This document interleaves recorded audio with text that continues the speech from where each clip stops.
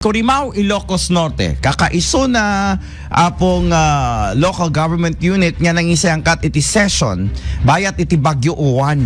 Ngamin ta dito ket rumbeng laeng nga aramidan da kano, ta mas masapol iti kakailyan tayo dagiti opisyal nga adayan ta munisipyo. Tama nga naman, di ba?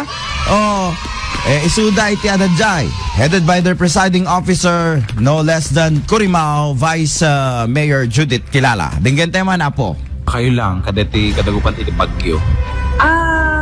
Digitay ko, mamadangan yung digitay importante nga ordinansa di barangay. Idi last week nga due for approval itata.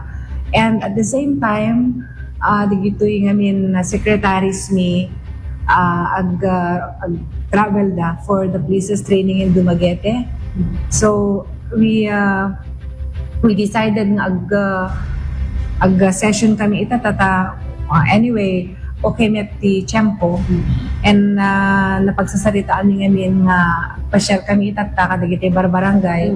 So in salin min din nag-session tapno matratar mi pa digiti importante nga trataran nga ordinansa ken resolutions. So ano't sinamo itatay Vice nga pinagsasaritaan? May isa DJ digitay budget ngamin, digitay supplemental budget digitay barangays ken digitay barangay resolutions da digitay kailangan nga maputol nga kayo kumapay nga kung emhanet nga imabuten, although minsa ko tinag-desisyon na ni BRRM, so okay naman din yon.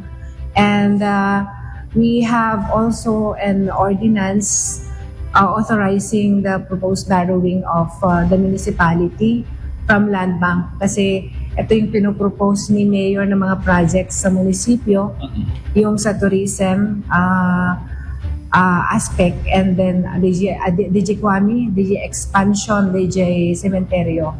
Kasi as you see, na-elect ti Cementerio min, so nga kailangan niya talaga tibarong location. So, Ano nga part?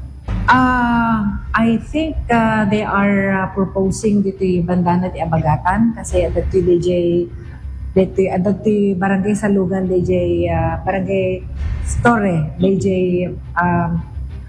cemetery itata. Dependent to siguro ka DJ dagang available.